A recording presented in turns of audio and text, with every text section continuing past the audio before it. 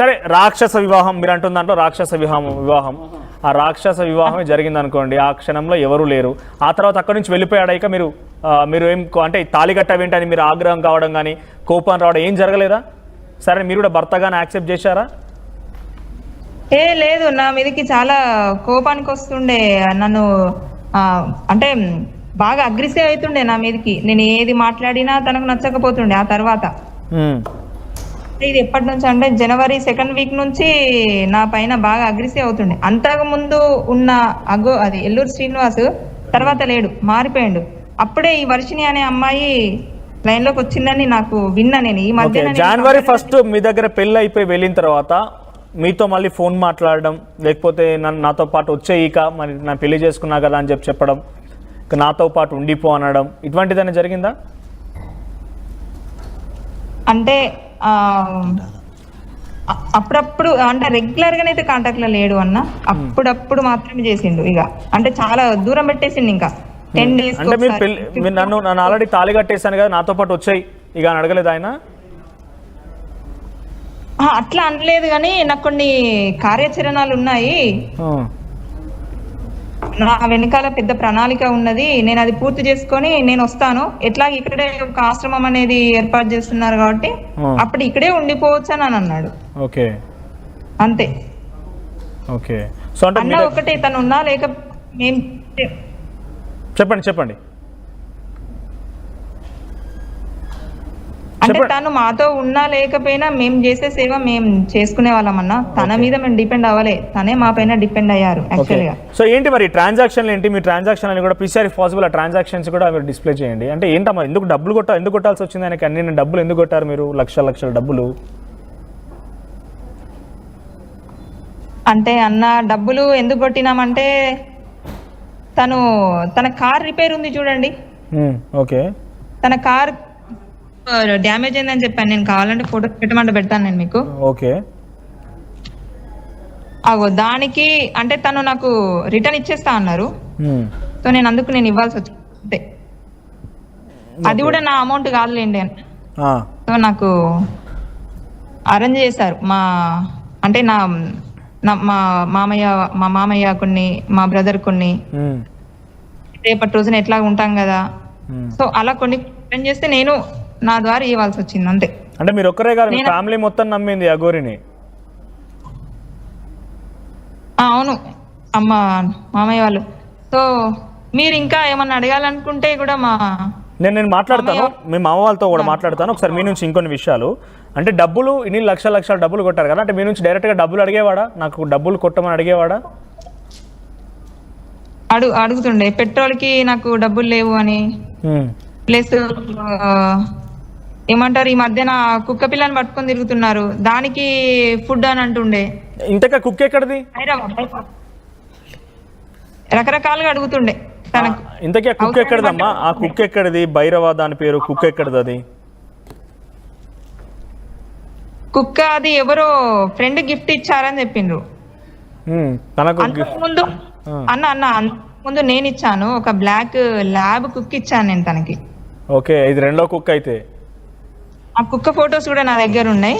Okay, ఆ కుక్క ఇచ్చాను కానీ అది ఎవరో చెప్పారంట, అది కార్ లో పెంచుకుంటే కార్ కంటే హైట్ అయిపోతుంది అని చెప్పేస్తే అది 1 week ఉంచుకొని అది ఇంకా వేరే వాళ్ళకి ఇచ్చి ఇది తెచ్చుకున్నాడు. మీరు ఇచ్చిన గిఫ్ట్ కుక్కని కాస్త వేరే వాళ్ళకి ఇచ్చేసి మళ్ళీ అక్కడ నుంచి వేరే తీసుకొచ్చుకున్నాడు. వేరే వాళ్ళకు ఇప్పుడు ఈ కొత్తది ఇంకో ఇచ్చిన ఆ మహిళ ఎవరు ప్రొడ్యూసర్ అని విన్నా, కరెక్ట్ గా నాకు తెలీదు. కానీ ఆ కుక్కని ఇచ్చేది కూడా ఒక టైం చెప్పిండు అన్న, ఆ లోపే తనకి ఇవ్వాలి. అది ఎప్పుడు తెలుసా? తన ఫస్ట్ బర్త్డే రోజే నాకు గిఫ్ట్ గా కావాలన్నాడు, ఆ బర్త్డే రోజే తనకి ఇచ్చాను ఆ కుక్కను కూడా.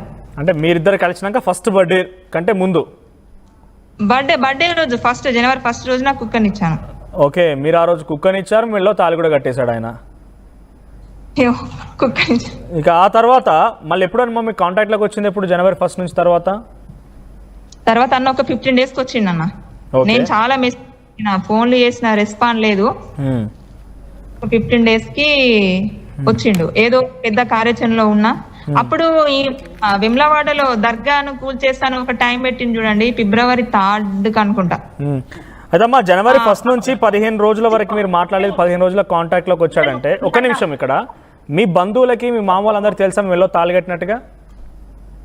వాళ్ళకి తర్వాత తెలిసింది. అంటే నేనే పట్టించుకోలేదు అదొక రాక్షస వివాహం అని. ఆ తర్వాత ఇలాంటి న్యూస్లు చూసి అడిగితే సో ఇలా జరిగిందని నేను అప్పుడు చెప్పుకున్నాను. వాళ్ళకు కూడా తెలియదులేండి. ఓకే, జనవరి 15 రోజు ఫోన్ మాట్లాడా మీతో? 15th రోజు కాదన్నా, 15th రోజు కాదు నాకు. సరే ఎగ్జాక్ట్ డేట్ గుర్తులేదు. సరే మీతో ఫోన్ మాట్లాడాడు మళ్ళీ కొన్ని రోజుల తర్వాత, ఏం మాట్లాడాడు? అప్పుడప్పుడు చేసేవాడన్నా, 10 days కి ఒకసారో 15 days కి ఒకసారో చేసేవాడు. ఇంకా నేను కూడా తర్వాత పట్టించుకోలేదు. నేను అంటున్నాను కదా, నేను కూడా తర్వాత సరిగా పట్టించుకోలేనని. కాకపోతే ఎందుకు ఇలా దూరంగా ఉన్నావు ఎందుకు అంటే ఫోన్ చేసినప్పుడు అడిగేదాన్ని. అంటే డబ్బుల కోసం ఫోన్ చేసిన ఆయన మీరు మాట్లాడితే స్పందించకపోయేవాడా? అంటే డబ్బుల కోసం ఎప్పటికీ ఫోన్ చేసేవాడు అంటున్నారు. అర్థం కాలేదన్నా. డబ్బుల కోసం మీకు ఫోన్ చేసా ఆయన మీ పైన మెళ్ళో వివాహం అయిందని చెప్పి వెళ్ళిపోయిన తర్వాత నుంచి మళ్ళీ ఎప్పుడు మధ్యలో మాట్లాడలేదు. ఇక్కడ డబ్బుల కోసం మాత్రం చేసేవాడు. అప్పుడప్పుడు డబ్బులు అడిగేవాడు. అప్పుడప్పుడు బాగున్నావా, ఏం చేస్తున్నావు, నేను ఇదే ఏమన్నా అంటే కార్యాచరణ. ఓకే, సో డబ్బులు ఎన్నిసార్లు ట్రాన్సాక్షన్ చేసావు? ఎంత డబ్బులు మోసపోయావమ్మా ఇప్పటి వరకు నువ్వు? డిస్కనెక్ట్ అయిపోయిందా? తను డిస్కనెక్ట్ అయ్యారు, మళ్ళీ అందుబాటులోకి వస్తారు. మా వాయిస్ వినపడుతుందా? అది చెప్పండి అన్న. అంటే ఇప్పటివరకు ఎంత డబ్బులు ట్రాన్సాక్షన్ చేసావు, ఎంత మోసపోయావమ్మా? నేను అవి సబ్మిట్ చేశానన్నా. నేను ఇప్పుడు చెప్పలేను. నేను సరే అప్రాక్స్ కొన్ని లాక్స్ లో ఉంటుంది. లాక్స్ లో ఉంటుంది. ఓకే, అడిగినప్పుడల్లా డబ్బులు కొట్టుతుండేది. మరి నాకు రిటర్న్ ఎలా ఇస్తారనుకున్నావు? తనకి ఎలా డబ్బులు వస్తాయి అనుకున్నావు? మహిళా కమిషన్లో కూడా ఇప్పటికే ఫిర్యాదు అందింది. అఘోరికి మొదటి భార్యగా చెప్పబడుతున్నటువంటి ఆ సదరు మహిళ కూడా బయటకు వచ్చింది. అసలు ఏం జరిగిందనేది కొంత ఆసక్తి రేపుతోంది. ప్రస్తుతం తెలుగు 2 రాష్ట్రాల్లో కూడా వరుస కేసుల నేపథ్యంలో కొంత అఘోరి కూడా ఒక వీడియో విడుదల చేసింది. ఆ వీడియోలో మేము ఆత్మార్పణ సైతం చేసుకుంటాం ఇద్దరం కలిసి అంటూ కూడా మాట్లాడుతోంది. ఎమోషనల్ బ్లాక్ లేదు, ఆయన తిరుగుతూ ఉంటున్నాడు దేశాలు పట్టుకొని. అన్న ఫస్ట్ నమ్మించడానికి నాకు 2-3 times నేను పంపిన అమౌంట్ నాకు రిటర్న్ చేసిండు. ఓకే, నాకు పంపించిండు, నేను పంపడం, నేను పంపడం. ఆ తర్వాత ఇంకా రాలేదు తన దగ్గర నుంచి, అయిపోయినాయి. ఓకే, సో లాస్ట్ నీతో మాట్లాడింది ఎప్పుడు? అదే అన్న నవంబర్లో. కాదమ్మా అనేది ఇప్పుడు ఈ మధ్య కాలంలో లాస్ట్లో నీతో మాట్లాడింది ఎప్పుడు? జనవరి 1 మీ వెడలో తాళిగట్టాక 15 రోజుల తర్వాత ఒకసారి మాట్లాడన్నారు కదా, ఆ రోజు ఏం మాట్లాడాడు, ఏం చెప్పాడు మీకు? మళ్ళీ వస్తానన్నాడా? ఆశ్రమం ఏడబోయింది?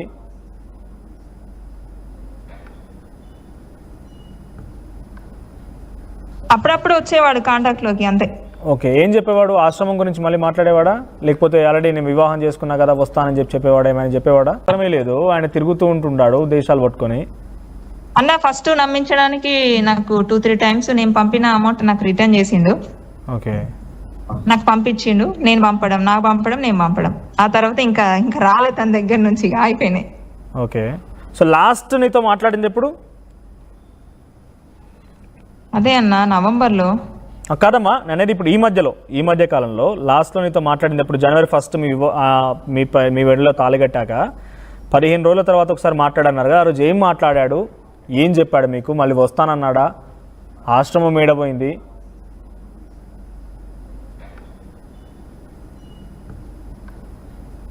అప్పుడప్పుడు వచ్చేవాడు కాంటాక్ట్ లోకి, అంతే. ఓకే, ఏం చెప్పేవాడు? ఆశ్రమం గురించి మళ్ళీ మాట్లాడేవాడా? లేకపోతే ఆల్రెడీ నేను వివాహం చేసుకున్నా కదా వస్తానని చెప్పేవాడా? ఏమైనా చెప్పేవాడా?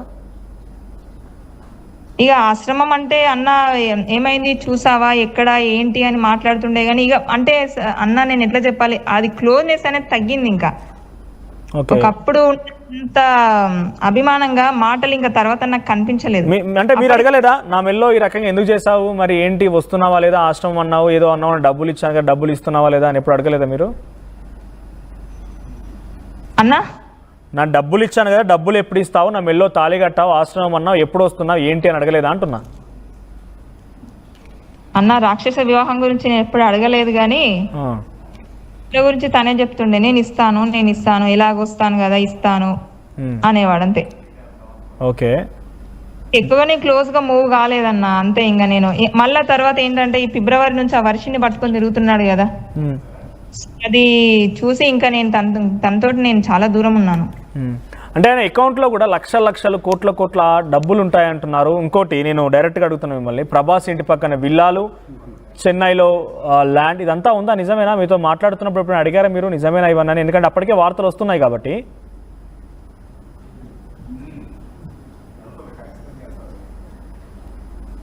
అమ్మా, నేను మాట్లాడేది వినిపిస్తుందా మీకు రాధిక గారు?